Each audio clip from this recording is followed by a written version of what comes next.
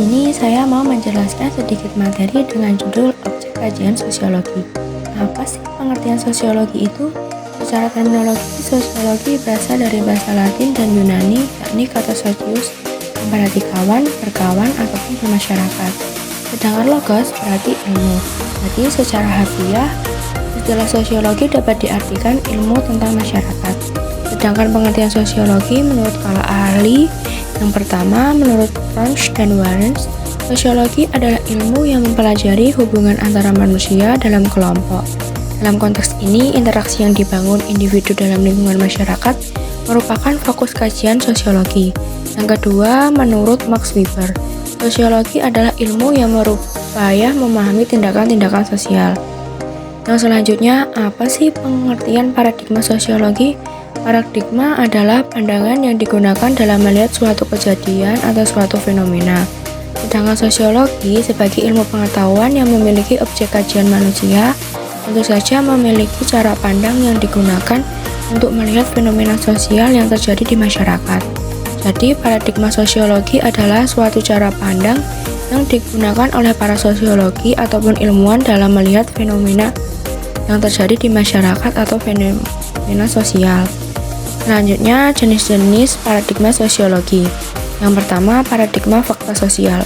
Paradigma ini memandang dengan meletakkan fakta sosial sebagai sesuatu yang nyata, ada di luar individu, self, dan subjek. Masyarakat dipandang sebagai fakta yang berdiri sendiri terlepas dari persoalan apakah individu suka ataupun tidak suka. Penekanannya memiliki realitasnya sendiri.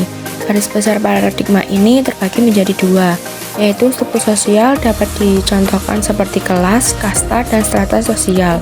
Sedangkan institusi sosial misalnya nilai, norma, peran, dan posisi sosial. Struktur masyarakatnya mencakup bentuk perorganisasian, hierarki kekuasaan dan wewenang, peranan, nilai-nilai, peran atau sosial, merupakan suatu fakta yang terpisah dari individu, namun ikut mempengaruhi individu tersebut. Teori yang termasuk adalah teori struktur fungsional dan teori konflik, menggunakan metode interview dan kuesioner. Tokoh yang mewakili antara lain Durkheim dan Marx. Contoh paradigma fakta sosial, seorang yang telah bersekolah di SMA unggulan, maka siswa tersebut akan terpengaruh untuk terus termotivasi belajar dan selalu ingin bisa akan suatu hal atau materi dikarenakan saingan yang tidak sembarangan dan dapat mendukung pertemanan yang baik juga. Yang kedua, paradigma definisi sosial. Paradigma ini memandang dengan menekankan bahwa realitas sosial bersifat yaitu bukan pada struktur dan peranata sosial, melainkan pada proses berpikir manusia. Eksistensinya tidak terlepas dari individu sebagai aktor yang melakukan suatu tindakan.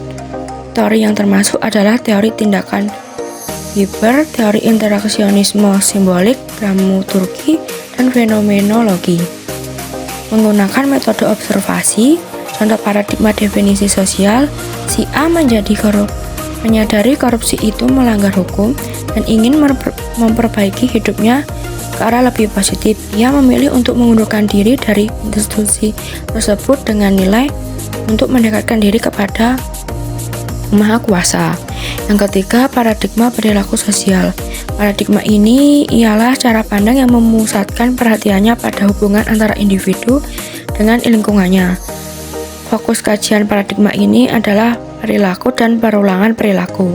Teori yang termasuk adalah teori pertukaran yang dikemukakan oleh Hermans dan Blau dan teori behavioral.